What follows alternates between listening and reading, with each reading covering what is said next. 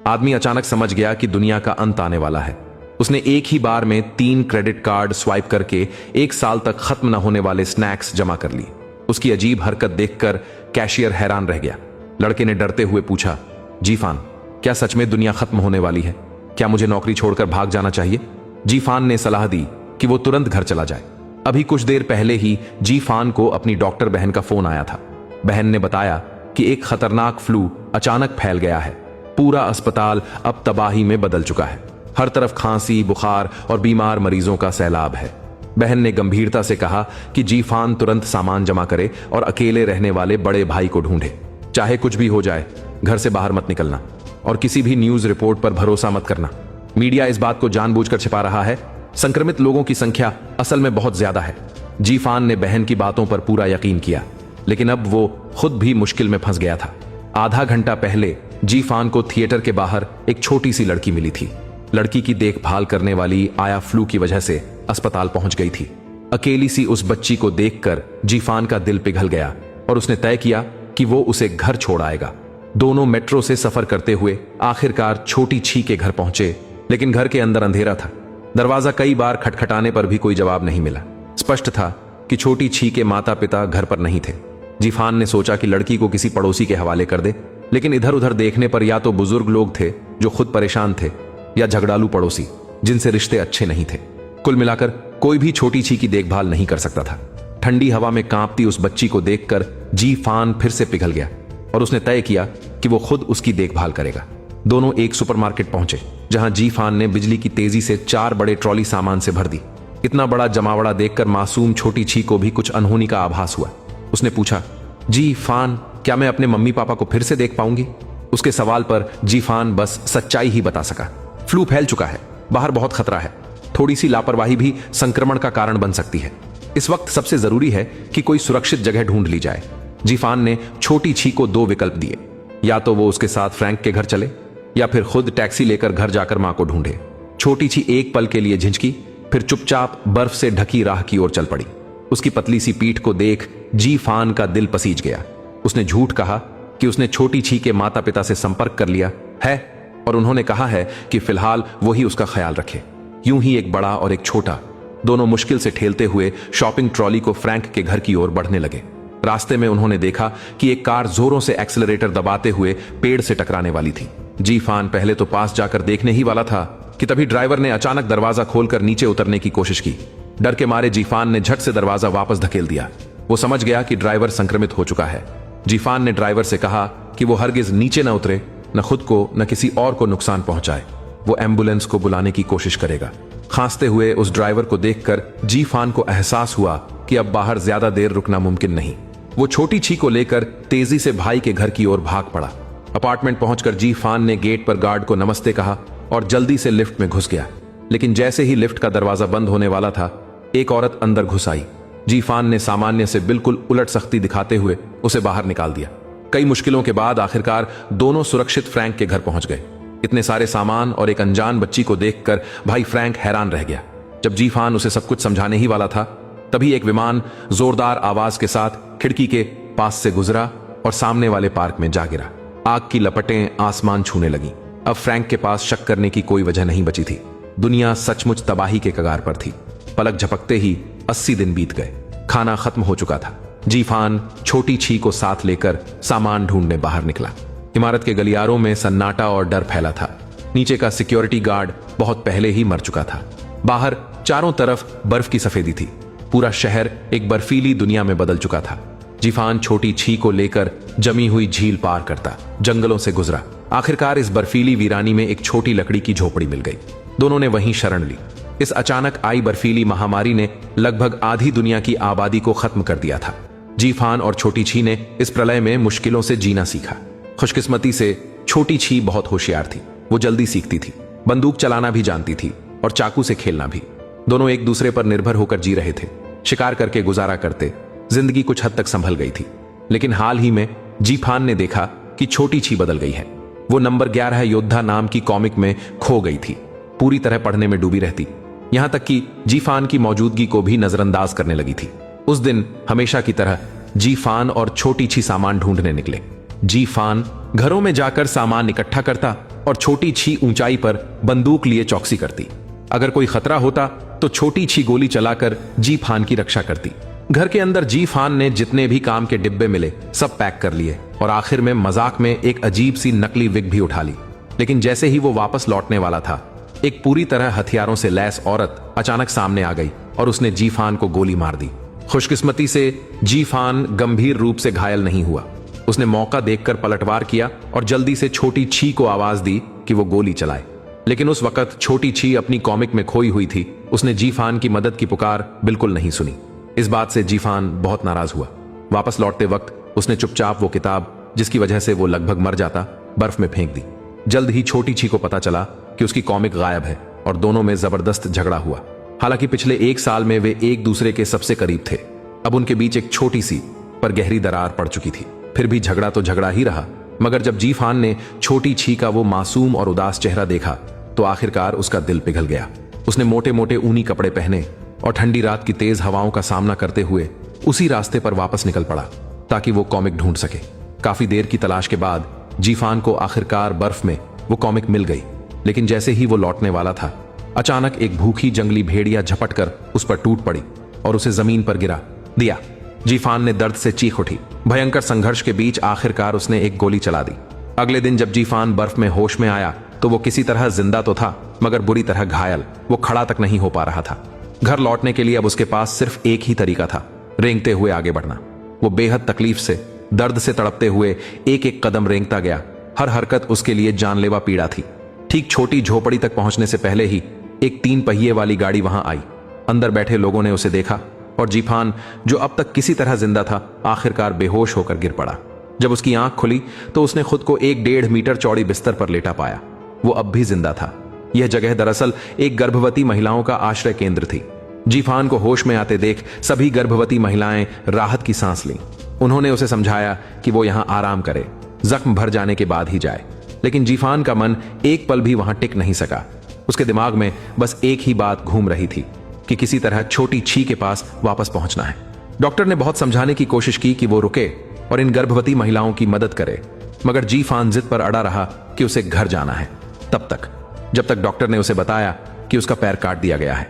यह सुनते ही जी फान एकदम शांत हो गया। डॉक्टर ने कंबल उठाया और जी फान ने देखा कि उसका दायां पैर आधा रह गया है। उसकी सांसें तेज हो गईं और वह बेहोश होकर गिर पड़ा। आधी रात को जी फान को एक औरत ने जगाया। उस औरत ने बताया कि वो अब वापस उसी छोटी लकड़ी की झोपड़ी में है, लेकिन छोटी छी अब वहां नहीं है। जी फान को यकीन नहीं हुआ। उसने ठान लिया कि चाहे कुछ भी हो वो खुद जाकर देखेगा। व्हील चेयर पर बैठा हुआ उसने ठंडी आंधियों और बर्फीले तूफान के बीच घर की ओर निकल पड़ा। लेकिन जैसे ही वो बाहर पहुंचा, उसकी राह में एक गर्भवती औरत मिली जिसे मदद की जरूरत थी। और जी फान की सबसे बड़ी कमजोरी थी उसकी भलमनसाहट। तेज बर्फीली आंधियों के बीच जी फान ने बेहोश गर्भवती औरत को फिर से बचाव केंद्र तक पहुंचा दिया। आने वाले दिनों में एक के बाद एक गर्भवती महिलाएं बच्चे जनने लगीं और डॉक्टर अकेले सब संभाल नहीं पा रहा था। जी फान भी वहां से निकल नहीं सका। जब तक सभी प्रसव के करीब वाली महिलाएं अपने बच्चों को जन्म नहीं दे देती, तब तक उसने लगातार मदद की। आखिरकार जब सबका काम पूरा हुआ तो जी फान को थोड़ा समय मिला और वो वापस अपनी छोटी झोपड़ी में लौटा। मगर वहां अब कोई नहीं था। घर खाली पड़ा था। मेज पर धूल जमी थी और उस पर एक कंपास रखा हुआ था। कभी जिसके साथ उसने जिंदगी और मौत का सामना किया था, वो साथी अब कहीं नहीं था। इस प्रलय में वे एक दूसरे से बिछड़ गए थे और दोबारा मिलने की कोई उम्मीद नहीं बची थी। जी फान बस यही दुआ कर सका कि छोटी छी अपनी नई जिंदगी में किसी ऐसे व्यक्ति को पाए जो उसके साथ कदम से कदम मिलाकर चल सके। महामारी के बाद दूसरे साल में बर्फीली ठंड पीछे हट चुकी थी और दुनिया ने गर्मियों का स्वागत किया। एक साल से भटकती हुई छोटी छी एक दिन अचानक संगीत की आवाज सुनकर जाग उठी। उसका मन तुरंत सतर्क हो गया। उसने अपने हाथ में रखी चाकू निकाली और आवाज की दिशा में आगे बढ़ी। लेकिन सामने वाला शख्स फुर्ती से पलटा और बंदूक तान दी। जब छोटी छी ने देखा कि सामने वाली एक युवती है तो उसने राहत की सांस ली। युवती ने उसके सामने साफ पानी रखा और प्यास और भूख से बेहाल छोटी छी ने बिना कुछ सोचे सारा पानी एक ही बार में पी लिया।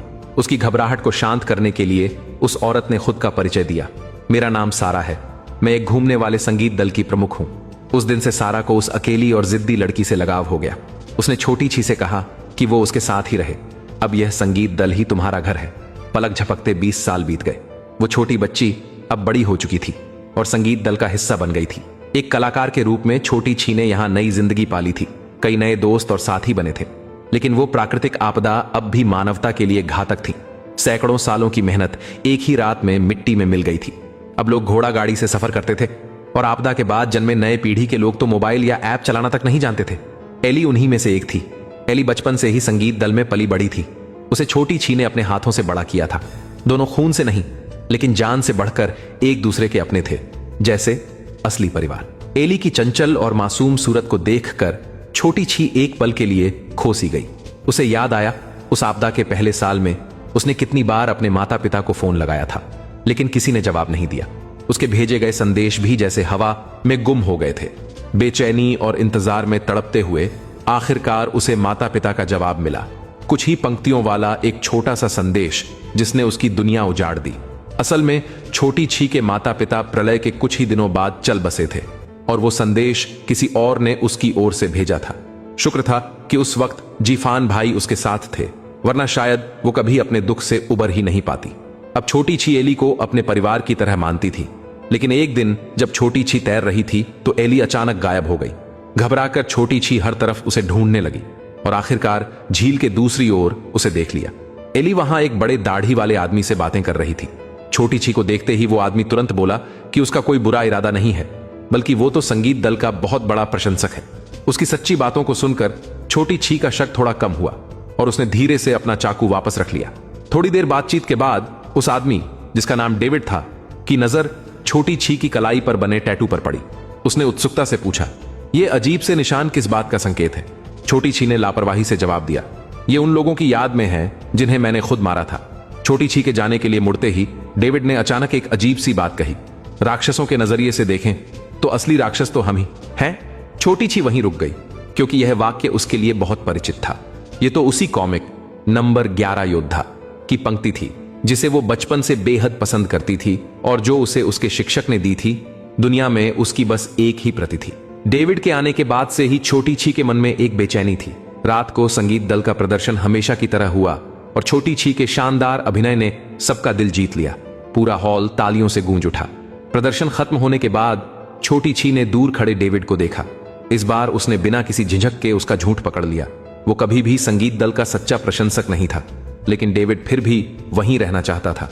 छोटी छी को अपने अनुभव से साफ महसूस हुआ कि डेविड बहुत खतरनाक इंसान है। अब जब संगीत दल उसका घर बन चुका था, छोटी छी किसी भी तरह की अनहोनी नहीं होने दे सकती थी। उसने बिना समय गंवाए अपनी छुरी सीधे डेविड की गर्दन पर रख दी, लेकिन डेविड मौत के साए में भी डरने की बजाय धमकी देने लगा, मैं तुम्हारे पूरे दल को खत्म कर दूंगा। शायद उसे यह नहीं पता था कि यह दल ही अब छोटी छी की नसों में बहती हुई आग था। जो इन्हें छुएगा वो जिंदा नहीं बचेगा। अगले ही पल छोटी छी ने बेझिझक, सटीक और बेरहमी से एक वार किया। उसकी छुरी डेविड के शरीर को चीरती चली गई। डेविड जमीन पर गिर पड़ा, तड़पता रहा। यह सब देखकर छोटी छी खुद भी घबरा गई और वहां से भाग निकली। अगले दिन जब वह दोबारा उस जगह लौटी तो वहां बस खून का एक सूखा धब्बा बाकी था। घायल डेविड को कोई पहले ही उठा ले गया था। छोटी छी हमेशा यही सोचती रही कि उसके गुरु आर्थर ने जो कॉमिक नंबर 11 योद्धा उसे दी थी वो दुनिया में अकेली और अनोखी प्रति थी। लेकिन सच्चाई यह थी, वैसी ही एक और किताब भी थी। उसकी अभिनय गुरु आर्थर एक बेहद प्रतिभाशाली और रंगीन मिजाज व्यक्ति था। एक संयोगवश मुलाकात में उसकी पहचान मशहूर कॉमिक कलाकार मिरांडा से हुई। आर्थर के लगातार पीछा करने और आकर्षण से प्रभावित होकर दोनों जल्द ही प्रेम में पड़ गए। मगर खुशियां ज्यादा दिन टिकती कहां हैं। एक बड़े सितारे की तरह आर्थर के अफेयरों की खबरें हर जगह फैलने लगीं। शुरू में मिरांडा ने सोचा, यह तो स्टार्स की जिंदगी का हिस्सा है। जब तक मैं उसकी जिंदगी की रानी हूं, कोई और औरत मेरी जगह नहीं ले सकती। पर मिरांडा ने आर्थर को बहुत कम आंका था। वो सिर्फ दूसरी अभिनेत्रियों से नहीं जुड़ा, बल्कि उसने अपनी अधूरी कॉमिक भी एलिजाबेथ नाम की एक अभिनेत्री को दिखा दी। बस यहीं से दोनों के बीच एक भयानक झगड़ा शुरू हो गया। आर्थर ने मिरांडा से शिकवा किया कि वह सारा वक्त कमरे में बैठकर कॉमिक बनाती रहती है। उसके पास न तो कोई रोमांच है न कोई चुटकुला। और आर्थर का मानना था कि मिरांडा कभी भी उसकी कॉमिक पूरी नहीं कर पाएगी। मिरांडा आर्थर के अफेयर सह सकती थी, पर वह अपनी रचना की बेइज्जती बर्दाश्त नहीं कर पाई और गुस्से में उसने अपना स्टूडियो जला दिया और पूरी तरह अलग हो गई। फूलों फूलों वाला प्लेबॉय आर्थर के जीवन का अंत उस पागलपन और बेपरवाहियों भरी जिंदगी पर लग गया। आपदा से ठीक पहले मिरांडा ने आखिरकार अपना 11th पूरा कर लिया। वह अपनी नई छपी हुई किताब लिए आर्थर के पास गई। यह मिलने का एक तरीका था कि वह खुद को साबित कर दे, लेकिन तब आर्थर एक पिता बन चुका था। आर्थर ने फैसला किया कि वह उस कॉमिक को अपने बेटे को तोहफे के तौर पर भेज देगा। मिरांडा ने फिर आर्थर को दूसरी, अभी तक अनखोली हुई नई किताब भी थमा दी। मतलब असल में आर्थर के पास दो कॉमिक्स थीं, एक जो उसने छात्र छोटी छी को दे दी और दूसरी जो वह अपने बेटे टेलर को भेजने वाला था। दुर्भाग्य से मिरांडा ने अभी अभी अपनी ताजा रचना दिन आ ही जाएगा पूरी की थी और आर्थर उसी तबाही में मर गया। उसके उस अजीब और बेकाबू जीवन पर मिट्टी पड़ गई, पर यह सब छोटी छी को मालूम नहीं था। 20 साल बीत गए और सब कुछ दबकर भूल सा गया। उस दिन संगीत दल हमेशा की तरह प्रदर्शन पर गया। एली ने अनजाने में एक हाथ से लिखे हुए पर्चे को उठा लिया। उस पर डेविड की तस्वीर थी और कड़ी भाषा में लिखा था कि वह बच्चों को बहकाने वाला एक साइंट कल्ट का नेता है जिसने बच्चों को अपने पीछे कर लिया है और उन्हें एंटी सोशल काम करने के लिए उकसाया है। एली घबरा गई और तुरंत यह बात छोटी छी को बता दी। छोटी छी ने जब पर्चे पर लिखे कल्टी नारे देखे तो सबसे पहले उसके दिमाग में वही नंबर 11 योद्धा आ गया। ये नारे उसी कॉमिक से थे। एली की राय थी कि या तो कॉमिक एक से ज्यादा प्रतियां हैं या छोटी छी की कॉमिक खो गई है। छोटी छी लगातार कहती रही कि कॉमिक केवल एक ही थी और वह कॉमिक उसने पुराने दल के कप्तान जिल के स्टडी रूम में छिपा कर रखी थी, यह पक्का करने के लिए कि कॉमिक अब भी वहीं है या नहीं। छोटी छी ने सारा, जीक और कुछ और लोगों को लेकर जिल के पास जाने का निश्चय किया। दल से रिटायर होने के बाद जिल पास के एक छोटे से कस्बे में अकेला रहने लगा था। सब लोग उसे बहुत समय बाद देख रहे थे, इसलिए दूर से ही खुशी खुशी हाथ हिलाने लगे। मगर जिल ने कार दौड़ाते हुए पास आकर उन्हें तुरंत लौट जाने को कहा। असल में जिल के घर के चारों ओर जमीन में बारूदी सुरंगें बिछी थीं और इन सबका जिम्मेदार वही पागल धर्मांध भविष्यवक्ता डेविड था। 1 साल पहले डेविड यहां आया था और जिल के घर के बच्चे को बहकाकर अपने साथ ले गया था। इन सुरंगों को जिल ने उसी सनकी समाज विरोधी आदमी से बचने के लिए बिछवाया था। जब एली ने सुना कि जिल का बच्चा डेविड ने अगवा कर लिया था, वह अपना आपा खो बैठी। वह पागलों की तरह दौड़ पड़ी, बारूदी सुरंगों वाले इलाके को पार करते हुए सीधे जिल की ओर भागी। बाकी सबकी सांसें रुक गईं, वे तो डर से लगभग मर ही गए। सौभाग्य से एली का भाग्य अच्छा था, वह किसी भी सुरंग पर नहीं चढ़ी। शाम की बैठक में जिल ने सबके सामने अपना दुख बयान किया। वह घटिया डेविड न सिर्फ उसका पोता ले गया बल्कि कस्बे के बाकी 4 बच्चे भी अपने साथ बहका ले गया। यह सुनकर छोटी छी का दिल बेचैन हो उठा। आखिरकार एली पहले डेविड से अकेले मिल चुकी थी। अगली ही सुबह छोटी छी चुपके से जिल के स्टडी रूम में घुस गई। वह बड़ी आसानी से डेस्क के नीचे छिपाई हुई अपनी कॉमिक वापस पा गई। जब किताब वहीं थी तो फिर डेविड की वे अजीबोगरीब बातें आखिर आई कहां से? कमरे में लौटने के बाद छोटी छी ने दोबारा एली से पूछा, उस दिन झील के किनारे डेविड ने आखिर क्या कहा था? एली ने सब कुछ सच सच बता दिया। डेविड ने उसे संगीत दल छोड़ने के लिए कहा था और एली ने उसकी बातों में आकर हामी भर दी थी। दोनों ने तय भी कर लिया था कि कब भागना है, लेकिन जब वह दिन आया डेविड कभी आया ही नहीं। बेशक छोटी छी ने एली को यह नहीं बताया कि उसी ने डेविड को घायल कर दिया था और उसी वजह से उनकी सारी योजना बिगड़ गई थी। रात में एली ने एक और भी पागलपन भरा विचार रखा। वह माइनफील्ड में घोड़ा दौड़ाना चाहती थी। यह तो मौत के सिर पर नाचने जैसा था। छोटी छी ने तुरंत इनकार कर दिया, लेकिन एली जो पहले से ही विद्रोही और जिद्दी स्वभाव की थी, उसने जिद ठान ली कि वो छोटी छी की बात नहीं मानेगी। सामने तो उसने मानो झुकने का नाटक किया, पर पीछे मुड़ी और सीधे घोड़े पर सवार होकर माइनफील्ड की ओर भागी। छोटी छी का दिल धक से रह गया। वो घबराई और तुरंत पीछे दौड़ी। जैसे ही दरवाजा खोला उसने देखा कि गलियारे में एक बच्चा खड़ा है जिसके शरीर से बारूदी सुरंगें बंधी थीं। छोटी छी पूरी ताकत से उसके पीछे दौड़ी, लेकिन वह एक कदम देर कर गई। अगले ही पल जोरदार धमाका हुआ। धमाके की आवाज के साथ ही छोटी छी के जहन में डेविड की वह धमकी गूंज उठी, मैं तुम्हारा सब कुछ छीन लूंगा, एली को, बैंड को और तुम्हारी हर प्यारी चीज को।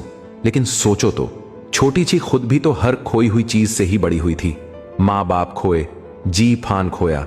उसे याद आया उस दिन जब जी फान किताब ढूंढने निकला था तो अगले दिन तक भी नहीं लौटा। सुबह हुई तो छोटी छी ने झोपड़ी के बाहर कुछ आवाजें सुनी। वो भागकर बाहर आई, पर वहां सिर्फ बर्फ थी और बर्फ में पड़ी वही कॉमिक बुक जो जीफान उसके लिए लेकर आया था। और इस सारी त्रासदी की जड़ वह भयानक प्रलय थी, वही जिसने इंसानों को जानवर बना दिया, जिसने डेविड जैसे लोगों को जन्म दिया। 20 साल पहले डेविड भी बस एक मासूम बच्चा था जो अपनी मां के साथ रहता था। हाँ, सही पहचाना, वह था आर्थर और एलिजाबेथ का बेटा टेलर। टेलर चांदी की चम्मच लेकर पैदा हुआ था। माता पिता दोनों जगमगाते सितारे थे, लेकिन नियति ने उसके साथ बेरहमी की। जब प्रलय का फ्लू फैला, टेलर और उसकी मां एलिजाबेथ एयरपोर्ट में फंस गए। दुनिया तबाह हो रही थी।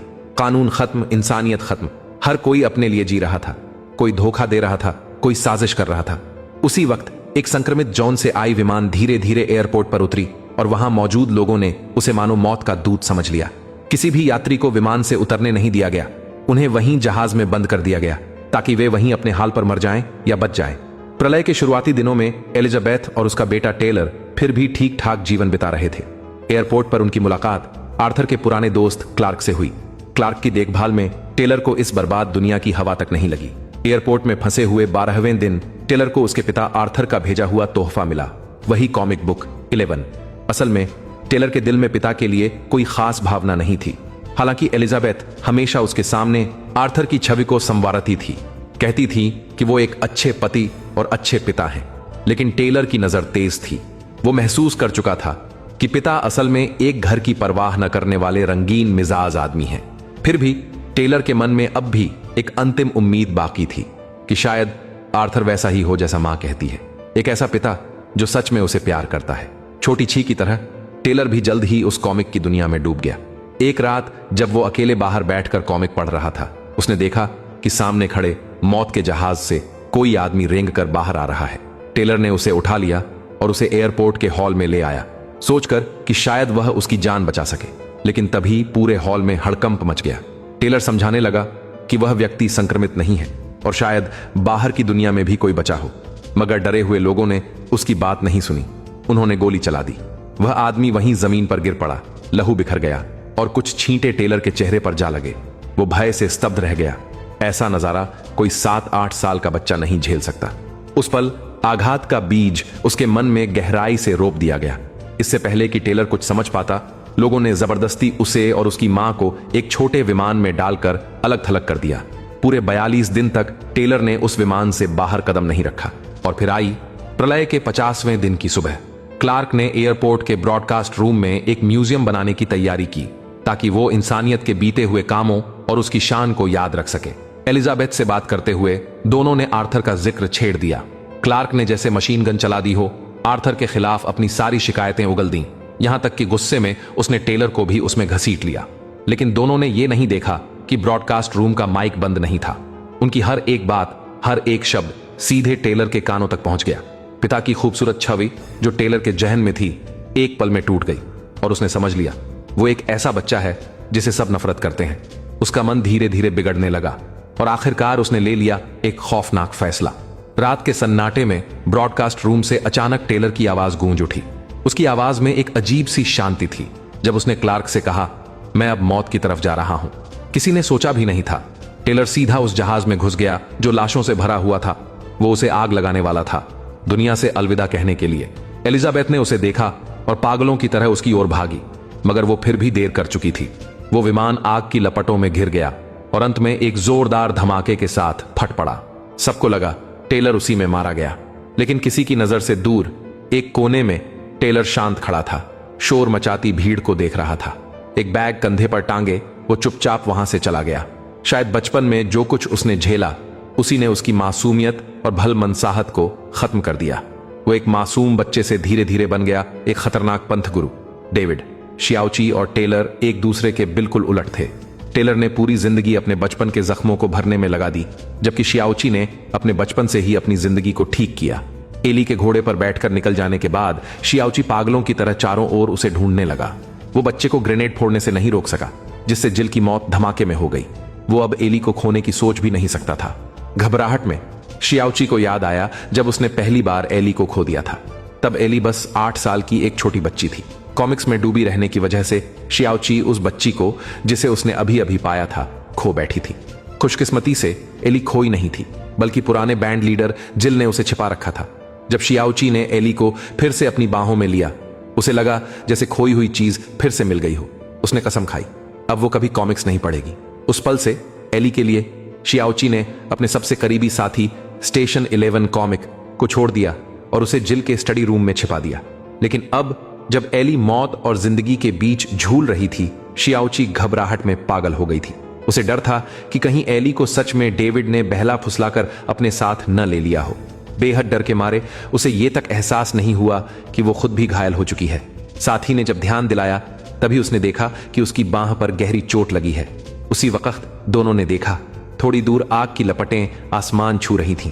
शियाओची दौड़कर वहां पहुंची और हैरान रह गई। जमीन पर बैंड के सदस्यों की कब्रें बनी थीं। डेविड वाकई चाहता था कि वो पूरे बैंड को खत्म कर दे। भारी धमाके के बाद पूरा बैंड मायूसी में डूब गया, खासकर बैंड लीडर सारा, जो दर्द भुलाने के लिए शराब का सहारा लेने लगी।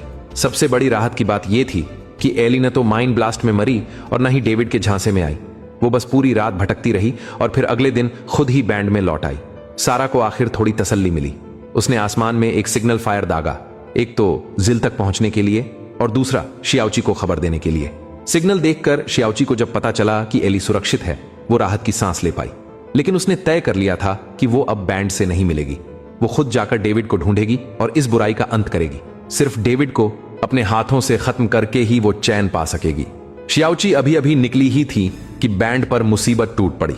एक व्यक्ति जो खुद को सिविलाइजेशन म्यूजियम का प्रतिनिधि बता रहा था, एक निमंत्रण पत्र लेकर आया बैंड को परफॉर्म करने के लिए बुलाने। असल में यह म्यूजियम पहले भी 2 बार सारा को निमंत्रण भेज चुका था, पर दोनों बार उसने मना कर दिया था। लेकिन इस बार वे दोनों बिल्कुल भी नियमों का ख्याल नहीं रखते, यहां तक कि सच्चाई को साथ लेकर आए। काली बंदूक की नाल के सामने सारा को मजबूरी में सिर झुकाकर सिविलाइजेशन म्यूजियम जाने के लिए हां करनी पड़ी। रवाना होने से पहले उसने शियाओची के लिए एक निशान छोड़ दिया। शियाओची कीचड़ भरे रास्ते पर जंगल की गहराइयों में उसे ढूंढती रही। जब वो लगभग जंगल से बाहर निकलने ही वाली थी, कुछ बच्चों ने उसका रास्ता रोक लिया। बच्चों ने खुद को समुद्र के नीचे के लोग बताया। शियाओची तुरंत समझ गई वे डेविड के बाल सैनिक हैं। तभी एक बच्चे ने सारा द्वारा छोड़ा गया निमंत्रण पत्र निकाला, जिसमें बैंड का ठिकाना लिखा था। इसके बाद शियाओची को डेविड के ठिकाने पर ले जाया गया। डेविड को देखते ही शियाओची ने फुर्ती से अपनी नाक और हाथ से उसकी गर्दन को जकड़ लिया, लेकिन डेविड पूरी तरह शांत था। उसने कहा, बैंड अब कैदियों में बदल चुका है, उन्हें म्यूजियम के लोगों ने ले लिया है। शियाओची को यकीन नहीं हुआ, पर डेविड ने साथ काम करने का प्रस्ताव रखा। वो दोनों मिलकर म्यूजियम में घुसेंगे। पहले तो शियाओची ने उस पर भरोसा नहीं किया, पर जब उसने सारा का टूटा हुआ चश्मा देखा, तब जाकर उसने डेविड के साथ हाथ मिलाने का फैसला किया। सब लोग एक साथ यात्रा पर निकल पड़े। रात को वे आराम के लिए रुके। शियाओची ने देखा डेविड बच्चों के साथ बेफिक्री से हंसी मजाक में घुल मिल रहा है। वो चाहकर भी यकीन नहीं कर पा रही थी कि यही आदमी कभी शैतानी पंथ का पैगंबर था। अगले दिन सभी ने फिर सफर जारी किया, लेकिन रास्ते में अचानक उन पर हमला हो गया। एक जहरीला तीर शियाओची के सामने से आर पार निकल गया। बच्चे घबरा गए। चारों ओर अफरा तफरी मच गई। शियाओची ने फेंकने वाले चाकू से खूब मुकाबला किया, मगर दुश्मन बहुत ज्यादा थे। जल्द ही वो गिर गई और बेहोश होकर जमीन पर गिर पड़ी। जब उसकी आंखें दोबारा खुलीं, उसने अपने बचपन वाले रूप को देखा। छोटी शियाओची ने उसे बताया, तुम जहरीले तीर से घायल हो, अब ज्यादा वक्त नहीं है, पर मेरे पास वही दवा है जो तुम्हें चाहिए। दवा पाने के लिए शियाओची छोटी शियाओची के पीछे पीछे जंगल की गहराइयों में भागी। वहां उसे एक रहस्यमयी दरवाजा मिला। कलाई पर फैलते झर को देखते हुए शियाओची ने गहरी सांस ली और उस दरवाजे के भीतर चली गई। आंखों के सामने काली लेकिन जानी पहचानी सी दुनिया थी। वो लौट आई थी प्रलय के पहले साल में। फ्रैंक और नकली शियाओची वहीं थे। शियाओची आगे बढ़कर उन्हें पुकारना चाहती थी, मगर जिफान और फ्रैंक उसे देख ही नहीं पा रहे थे। केवल छोटी शियाओची ही उसकी मौजूदगी महसूस कर सकती थी। असल में शुरुआत में फ्रैंक जिफान और शियाओची को घर में लाना नहीं चाहता था। बहन के फोन पर जिफान ने कहा कि उसे क्वारंटीन जाना पड़ेगा। फ्रैंक ने तुरंत मना कर दिया। लंगड़ा पैर, बुरी आदतें, वो अकेले रहना सीख चुका था। लेकिन जब जिफान ने दरवाजा खटखटाया तो आखिरकार उसने दरवाजा खोल ही दिया। फ्रैंक ने अपनी सारी नरमी शियाओची के लिए बचा कर रखी थी। यहां तक कि जब उसके मां बाप का जिक्र आया तो उसने स्पेनिश में बात की ताकि शियाओची को दुख न पहुंचे। उस दिन जिफान को अचानक फ्रैंक का सफेद पाउडर दिख गया। वो गुस्से से बोला, भाई खुद को यूं मत बर्बाद करो, आखिर हमारे पास एक बच्चा भी तो है संभालने को। लेकिन बाहर की दुनिया और भी भयावह होती जा रही थी। बिजली चली गई थी, पानी खत्म था। हार्ड कंपा देने वाली ठंड ने फ्रैंक की सारी उम्मीदें छीन ली थीं। फिर भी शियाओची को खुश रखने के लिए वो धैर्य से उसकी कहानियां सुनता, यहां तक कि उसके साथ नाटक की रिहर्सल करता। सर्दी भगाने के लिए वो लोग लिविंग रूम में गाने सुनते, नाचते हंसते रहे। उस पल शियाओची को लगा, अगर वो फ्रैंक और जिफान के साथ रहे तो कयामत भी इतनी डरावनी नहीं लगेगी। लेकिन ये सुख ज्यादा दिनों तक नहीं चला। समय के साथ उनका जमा खाना खत्म होने लगा। जिफान बाहर जाकर सामान लाना चाहता था, मगर फ्रैंक अड्डा रहा कि हमें टिके रहना होगा। दोनों भाइयों में झगड़े बढ़ते गए। माहौल भारी होता गया। बेचैन जिफान धीरे धीरे सब्र खो बैठा। वो बेहद चिड़चिड़ा हो गया। आखिर एक उम्मीद की तलाश में उसने फ्रैंक की बात अनसुनी की। और अकेले ही निकल पड़ा सामान ढूंढने। लेकिन शियाओची ने कहा, हमारे नाटक का बस आखिरी सीन बाकी है, उसे पूरा कर लें, फिर चलेंगे। जुदाई के उस पल शियाओची ने फ्रैंक से विनती की, तुम भी हमारे साथ चलो। लेकिन फ्रैंक ने स्पेनिश में जिफान से कहा कि वो नहीं जा सकता। वो एक लंगड़ा है, अपाहिज, चलने फिरने में असमर्थ। जिफान अकेले 2 लोगों की देखभाल नहीं कर सकता। उसने जिफान से कहा कि तुम शियाओची को लेकर चले जाओ और जिंदा रहने की उम्मीद तलाशो। जिफान आखिरकार समझ गया भाई के इस दर्द भरे फैसले को। उन्होंने तय किया कि नाटक का आखिरी सीन पूरा करेंगे, फिर निकल पड़ेंगे। मगर उसी वक्त एक अनजान आदमी अचानक घर में घुस आया। जिफान ने देखा, उसके हाथ में चाकू था। वो बोला, जो चाहिए ले जाओ। लेकिन सामने वाला और भी आगे बढ़ गया, कहने लगा, ये घर चाहिए, तुम सब यहां से निकलो। जिफान ने सोचा, ठीक है, वैसे भी वो लोग जाने ही वाले थे। मगर फ्रैंक अड़ गया। वो रुकना चाहता था, शायद उसने कोई बड़ा फैसला कर लिया था। वो हमलावर को उकसाने लगा और कहा, मैं यहां से नहीं जाऊंगा। हमलावर भड़क गया और झपट पड़ा फ्रैंक पर। चाकू की एक ही वार ने फ्रैंक की जान ले ली। वो जमीन पर गिरा और फिर कभी नहीं उठा। शियाओची ने यह सब अपनी आंखों से देखा और धीरे धीरे पीछे हट गई। ये वही याद थी जो उसे सबसे ज्यादा दर्द देती थी। यादों ने बताया यही था फ्रैंक से उसका आखिरी विदा। जिफान ने भाई को बिस्तर पर लिटाया, सामान समेटा और शियाओची को लेकर घर छोड़ दिया। दरवाजा खोला तो बाहर बर्फ ही बर्फ थी। आगे क्या होगा जिफान को भी नहीं पता था। यादें जैसे कड़वे समंदर की लहरें धीरे धीरे शियाओची को निगल रही थीं। उसने कभी नहीं सोचा था कि वो फ्रैंक को फिर देख पाएगी, चाहे वो अब सिर्फ मिट्टी ही क्यों न बन गया हो। शियाओची ने आंखों में आंसू लिए उसे अलविदा कहा। शायद यही उनकी आखिरी मुलाकात थी। अचानक वो चौंक पड़ी और नींद से जाग गई। खुद को उसने जंगल में लेटा पाया और पास ही डेविड बैठा था। असल में जंगल पर हमले के बाद शियाओची ने सभी दुश्मनों को मार गिराया था, मगर जहर लगने से बेहोश हो गई थी। अभी जो कुछ उसने देखा वो सब जहर के असर में देखा गया सपना था। होश में आने के बाद शियाओची और डेविड एक बार फिर निकल पड़े म्यूजियम की ओर। दोनों जब नदी किनारे पानी पी रहे थे तभी अचानक एक हथियारबंद गार्ड चुपचाप उनके पीछे आ खड़ा हुआ। शियाओची ने झट से